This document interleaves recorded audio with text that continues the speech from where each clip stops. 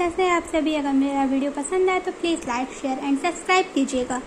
जैसा कि आप सभी जानते हैं कि हमारा यूपी बीएड एंट्रेंस एग्ज़ाम आने वाला है, जो कि अभी 18 जुलाई को था। अभी मुख्यमंत्री के कहने पे, सीएम के द्वारा कहने पे वो 30 जुलाई को हो गया है और इसका एडमिट कार्ड 20 जुलाई तक आप सभी के ऑनलाइन वेबसाइट पे दिख जाएगा, जिससे कि आप सभी लोग डाउनलोड करके अपने एग्ज़ाम सेंटर पे पहुंच जाइएगा। और उसके बाद 5 अगस्त को उसका रिजल्ट आएगा और 10 अगस्त से सिलेक्शन स्टार्ट हो जाएंगे। जैसा कि आप सभी जानते हैं कि एंट्रेंस एग्जाम के लिए प्रीवियस की तैयारी बहुत ज़रूरी थी। आज हम उसी टॉपिक पे बात करने वाले हैं और हम हिंदी प्रीवियस पेपर की बात करेंगे। आइए देखते हैं कि हिंदी प्रीवियस पेपर में किस प्रकार के कैसे क्वेश्चंस आपके सामने आते हैं, जिसमें कि हमारा टॉपिक होगा संधि। तो आइए जानते हैं कि सबसे पहले संधि होता क्या है। तो जैसे कि आप सभी जानते हैं कि 2 वर्णों के मेल से उत्पन्न होने वाले परिवर्तन को संधि कहते हैं। संधि में 2 शब्द या पद एक दूसरे से जुड़कर एक नए शब्द का निर्माण करते हैं। पहले शब्द का अंतिम वर्ण दूसरे शब्द के प्रथम वर्ण को मिलाकर विकार उत्पन्न करते हैं। यह विकारजय संपर्क ही संधि है। संधि को समझकर वर्णों को पृथक करना, जिससे वे मूल रूप से आ जाएं, उसे संधि विच्छेद कहते हैं। वर्णों के आधार पर संधि 3 प्रकार की होती है, जैसे कि आप सभी जानते हैं कि स्वर संधि, व्यंजन संधि तथा विसर्ग संधि। आइए सबसे पहले जानते हैं कि स्वर संधि क्या होता है।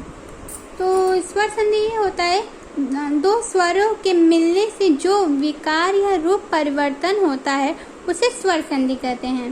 अर्थात 2 स्वर आपस में मिलकर एक अन्य स्वर का निर्माण करते हैं तथा आपस में जुड़े शब्दों से एक तीसरे अर्थपूर्वक शब्द की उत्पत्ति करते हैं। स्वर संधि में स्वरों का आपसी मेल होता है। ठीक, स्वर संधि के 5 भेद होते हैं। इसके भी जैसे कि 5 भेद होते हैं, जैसे संधि के 3 भेद होते हैं, स्वर संधि, व्यंजन संधि एवं विसर्ग संधि। इसी प्रकार हमारे स्वर संधि में भी 5 भेद पाए जाते हैं, जैसे कि दीर्घ स्वर संधि, गूढ़ स्वर संधि, वृद्धि स्वर संधि, यड़ स्वर संधि, अयादि स्वर संधि। आइए जानते हैं कि दीर्घ स्वर संधि क्या होता है। तो देखा जाए तो 2 सजाती अर्थात सवर्ण स्वर जैसे आ मिलाकर दीर्घ स्वर्ग के रूप में परिवर्तित होते हैं। ऐसी संधि को दीर्घ स्वर्ग संधि कहते हैं। यदि अ, आ, ई, उ तथा री के बाद ह्रस्व या दीर्घ स्वर जुड़ता है तो दोनों को मिलाकर आ या ई, उ तथा री के रूप में समान आते हैं। उदाहरण के लिए आइए चलते हैं, देखते हैं कि उदाहरण में क्या आता है। उदाहरण ये आपके सामने है, जैसे अन्न धन अभाव बराबर अन्ना भाव। तो अन्ना भाव में आप देख रहे हैं कि अ धन आ मिलके बना है आ, तो ये दीर्घ स्वर संधि का है। देव धन आलय देवालय, इसमें अ धन आ मिलके आ बना है। विद्या धन अर्थी विद्यार्थी, इसमें आ धन अ मिलके आ बना है। विद्या धन आलय विद्यालय, इसमें आ प्लस आ ही मिला है इसलिए आ ही बनेगा। तो रवि धन इंद्र रविंद्र, रविंद्र में ई मिला है, बड़ी ई बन गया है। हरि धन ईश बराबर हरीश हुआ है। हरीश में ई धन ई मिला है तो ई बना है। रजनी धन ईश बराबर रजनीश बना है। तो रजनीश में ई धन बड़ी ई धन बड़ी ई मिलकर बराबर बड़ी ई ही बना है। भानु धन उदय भानुदय, इसमें ऊ और ऊ मिलकर बना बड़ा ऊ बना है। स्वयंभू धन उदय बराबर स्वयंभूदय, इसमें बड़ा ऊ धन छोटा ऊ मिलके ऊ बना है। पृथ्वी धन ऋण पृथ्वी बना है, इसमें री धन री मिला के री ही बना है। इसके साथ हम दूसरे टॉपिक गुण संधि पे आते हैं। अ या आ सजातीय स्वर के बाद यदि अन्य सजातीय स्वर ई या ऊ री से जुड़ता है तो ए ओ और अर हो जाता है। तो यहाँ पे उदाहरण के लिए आप सभी देख सकते हैं कि सूर धन इंद्र बराबर सुरेंद्र, इसमें अ धन ई मिलके ए बना है। देव धन ईश बराबर देवेश हो गया। इसमें अ धन ई बड़ी मिलके ए बना है। रामा धन इंद्र रमेंद्र, रमेंद्र में आ धन ई मिलके ए बना है। सूर्य धन उदय सूर्योदय हुआ है, तो सूर्योदय में आ धन उ मिलकर ए बना है। इसी के साथ आगे चलते हैं और देखते हैं समुद्र धन उर्मी मिलके समुद्रोमी बना है, जिसमें अ धन उ मिलके ओ बना है। महाधन उदय महादय बना है, जिसमें आ धन उ मिलके ओ बना है। गंगा धन उर्मी मिलके गंगोर्मी बना है, जिसमें आ और बड़ा उ मिलके ओ बना है। देवधन ऋषि देवर्षि, देवर्षि के में भी अ धन री मिलके अर बना है। महाधन ऋषि महर्षि बना है, तो महर्षि में भी आ धन री मिलके अर लगा हुआ है इसमें। इसी के साथ हम वृद्धि स्वर संधि में भी आते हैं, जिसमें अ या आ के बाद ए या ए हो तो दोनों मिलकर ए, और ओ या औ रहे तो दोनों मिलकर औ हो जाता है। स्वर वर्णों के इस विकार को वृद्धि स्वर संधि कहते हैं। जैसे कि एक धन एक बराबर एक एक हुआ है, तो इसमें अ धन ए मिलके ए बना है। मत धन एक मिलके मत्तय बना है, जिसमें अ धन ए मिलके ए बना है। सदा धन ए मिलके सदैव बना है, इसमें आ धन ए मिलके ए बना है। शिवा धन ऐश्वर्य मिलकर सिरवैश्वर बना है, जिसमें आ धन ए मिलके ए बना है। परम ओजस्वी मिलके परमोजस्वी बना है, जिसमें अ धन ओ मिलके ओ बना है। परम औषधि मिलके परमौषधि बना है, जिसमें अ धन ओ मिलके ओ बना है। इसी के साथ हम आगे बढ़ते हैं यश संधि की तरफ, जिसमें लिखा हुआ है ई उ तथा री के बाद यदि कोई भिन्न तथा विजातीय स्वर आता है तो ई का या उ का व और तथा री की जगह पे र हो जाता है। स्वर संधि के बाद इस विकार को यश स्वर संधि कहते हैं। इसमें उदाहरण के लिए एग्जाम्पल के लिए देखा गया है कि यदि धन अपि मिलके यद्यपि बना है, इसमें ई धन अ मिलके आधा य बना है, क्योंकि इसके नीचे हलंत लगा हुआ है। इत धन आदि मिलके इत्यादि हुआ है, इसमें ई धन आ मिलके य बना है, इसमें भी आधा यही से कहें क्योंकि इसके भी नीचे हलंत लगा है। अति धन उत्तम मिलके अत्वम बना है, इसमें ई और उ मिलके य बना है, पूरा य इसे। नी धन उ मिलके न्यू बना है, न्यून बना है, इसमें ई और उ मिलके य बन गया है। नदी धन अर्पण मिलके नद्यापण बना है, इसमें ई और अ मिलके य बन। इसी के साथ स्वर संधि के आखिरी भेद पे चलते हैं अयादी स्वर संधि में। जैसा कि मैंने आपको बताया था कि 5 स्वर संधि होते हैं, तो जिसमें ए ओ या अ के बाद कोई भिन्न अथवा विजातीय स्वर आए तो यह मेल ए का ए का आय और ओ का आव हो जाता है, आव तथा औ का आव हो जाता है। तो इसी के साथ देखते हैं उदाहरण में क्या होता है। नेक धन अक बराबर अन बराबर नयन हुआ है, तो इसमें ए धन अ मिलके अय लगा है। नौ धन अक बराबर नायक हुआ है, इसमें ए धन ए मिलके आय लगा है। पो धन अन बराबर पवन हुआ है, इसमें औ धन अ मिलके आव हुआ है। पाव धन अन मिलके पावन हुआ है, जिसमें अ धन अ मिलके आव बन गया है। इसी के साथ हमारा स्वर संधि पूरा होता है और हम उसके साथ चलते हैं व्यंजन संधि के साथ, क्योंकि संधि हमारी 3 भेद बताया गया था, स्वर संधि, व्यंजन संधि और विसर्ग संधि। तो व्यंजन संधि दूसरा टॉपिक है, उस पर हम चलते हैं। व्यंजन संधि, व्यंजन संधि वो आता है व्यंजन से स्वर अथवा व्यंजन के मेल से उत्पन्न विकार को व्यंजन संधि कहा जाता है। यदि क, च, ट, त, प के बाद किसी वर्ग का तृतीय एवं चतुर्वर्ग आता है या य, र, ल, व तथा कोई स्वर आए तो क, च, ट, त, प के स्थान पर इस वर्ग का तीसरा वर्ण आ जाता है। जैसे कि दिक धन गज, दिग्गज, इसमें आधा क और ग मिलके ग बना है। सत्य धन वाड़ी, सत्यवाड़ी बना है, जिसके त और व मिलके द हो गया। दिग्धन अंत दिगंत हो गया है, जिसमें क और अ मिलके ग हो गया है।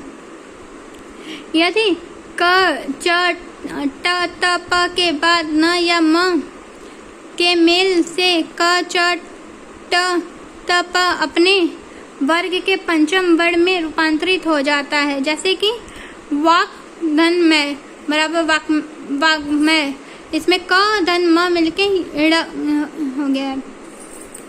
उत धन नीति उन्नति, त धन न मिलके न हो गया है।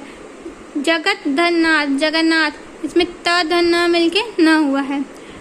इसमें तीसरा देखते हैं, त या ट के बाद यदि च या फ हो तो त या ट के बदले चंग ज या झ हो तो ज ट या ठ हो तो ट ठ या ड हो तो ड तथा र हो तो ल हो जाता है। जैसे कि आप उदाहरण में देख रहे हैं कि उत धन चारण, उच्चारण हुआ, इसमें त धन च मिलके च बना है।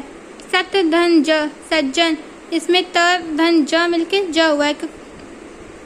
उत धन डायन डायन, इसमें त और ड मिलके ड हुआ है। उत धन लाश उल्लास, त धन ल मिलके ल हुआ है। म के बाद यदि कोई स्पर्श व्यंजन वर्ण आए तो म का अनुस्वार तथा बाद वाले वर्णों का रूपांतर स्पर्श व्यंजन के वर्णों के पंचम वर्ण हो जाता है। जैसे कि अहंकार, अहम धन कार बराबर अहंकार, इसमें म धन क मिलकर ल हुआ है। सम धन गम बराबर संगम, इसमें म धन ग मिलकर र हुआ है। किम धन चित बराबर किंचित, म धन च मिलके ञ हुआ है। त वर्ण तथा च वर्ण, त वर्ण में जैसे त थ द ध न होता है, ऐसे ही च वर्ग में च छ ज ज इ होता है। तो त वर्ग तथा च वर्ग से योग में च वर्ग तथा त वर्ग का चषकार से योग में ट वर्ग हो जाता है। जैसे महत धन छत्र महत छत्र, जैसे त धन छ मिलकर छ हुआ है। 10 धन ता बराबर दृष्टा, त धन छ मिलकर ट हो गया है। किसी वर्ग के अंतिम वर्ण को छोड़ के शेष वर्ण के साथ ह का मेल होता है तो ह उस वर्ग का चतुर्वर्ण हो जाता है, तथा ह के साथ जुड़ने वाला वर्ण अपने ही वर्ग का तीसरा वर्ण हो जाता है। जैसे उत धन हित बराबर उद्धार, त धन ह मिलकर ध बन गया। उत धन हार बराबर उद्धार, उद्धार में त धन ह मिलकर ध ही हुआ है। इसी के साथ आगे बढ़ते हैं और देखते हैं, हर्ष स्वर के बाद छ हो तो छ के पहले च जुड़ जाता है। दीर्घ स्वर के बाद छ होने पर भी ऐसा ही होता है। जैसे कि अनु धन छेद बराबर अनुच्छेद, परि धन छेद बराबर परिच्छेद, शाला धन छादन बराबर सालत छादन। इसी के साथ हम आगे बढ़ते हुए विसर्ग संधि की ओर बढ़ते हैं। विसर्ग संधि वह होता है विसर्ग के साथ स्वर या व्यंजन के मेल से जो विकार उत्पन्न होता है उसे विसर्ग संधि कहते हैं। तो यदि विसर्ग के बाद च छ हो तो विसर्ग का श ट ढ तो हो तो श और त थ हो तो श हो जाता है। तो जैसे निह धन चय बराबर निश्चय, इसमें विसर्ग धन च इक्वल टू श हो जाएगा, बड़ा शीटी वाला श हो जाएगा। धनु धन टंकार बराबर धनुष्कार, इसमें विसर्ग ट मिलके षटकोर श हो जाएगा। निस धन तार बराबर निस्तार, इसमें विसर्ग प्लस त मिलके श हो जाएगा। यदि विसर्ग के पहले इकार या उकार हो तो विसर्ग के बाद क ख प फ वर्ण हो तो विसर्ग का श हो जाता है। जैसे कि नित धन कपट निष्कपट, नि धन फल बराबर निष्फल, नि धन पाप बराबर निष्पाप। इसी के साथ हम आगे बढ़ते हैं, आगे देखते हैं। यदि विसर्ग से पहले अ हो तथा उससे जुड़ने वाला वर्ग क ख प फ कुछ भी हो तो विसर्ग यथार्थवत रहता है। जैसे कि प्रातः धन काल, प्रातः काल। पय धन पान बराबर पैपान। यदि विसर्ग पहले अ हो तथा उससे जुड़ने वाला शब्द का पहला वर्ण भी अ हो तो विसर्ग ओकार हो जाता है तथा अ का लोप हो जाता है। लोप मतलब खो जाता है, कहीं भी चला जाता है। जैसे कि प्रथम धन अध्ययन, प्रथमोध्ययन। यश धन अभिलाष, यशोभिलाष। इसमें आप देख रहे हैं कि अ का लोप हो गया है। यदि विसर्ग के पहले अ हो और उससे जुड़ने वाला वर्ण अपने वर्णों का तीसरा, चौथा या पांचवा वर्ण या य र ल व ह रहे तो विसर्ग उ हो जाता है। यह उ पूर्ववर्ती अ से मिलकर ओ हो जाता है। तो जैसे कि मन धन रथ बराबर मनोरथ, यश धन धारा बराबर यशोधरा, यश धन दा बराबर यशोदा। यदि इसी के साथ आगे बढ़ते हैं। यदि विसर्ग के पहले अ और आ को छोड़कर कोई दूसरा स्वर आए अथवा जुड़ने वाला वर्णों में कोई स्वर हो तो वह वर्ण अपने वर्णों का तीसरा, चौथा तथा पांचवा वर्ण हो या य र ल व ह हो तो विसर्ग र हो जाता है। जैसे नि धन उपाय बराबर निरुपाय, दु धन आत्मा बराबर दुरात्मा, नि धन गुण बराबर निगुण। इसी के साथ आगे लास्ट चलते हैं, देखते हैं इसमें क्या होता है।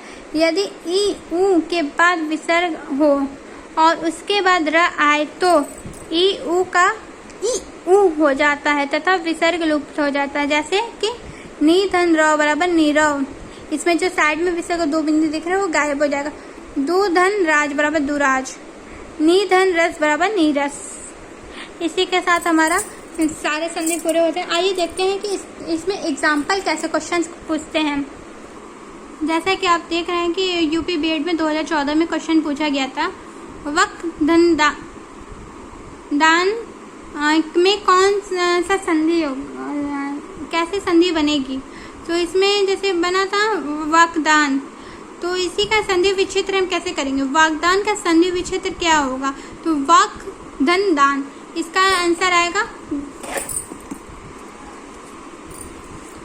इसका आंसर वाकदान ही होगा। ये वाकदान इसका आंसर हुआ है। वाक धन दान बराबर वाकदान। इसी के साथ हम आगे बढ़ते हैं और दूसरा क्वेश्चन देखते हैं कि उद्योग में कौन सी संधि है। तो देखा जाए तो उद्योग में हमारा व्यंजन संधि है। उद्योग में हमारा व्यंजन संधि दर्शाता है।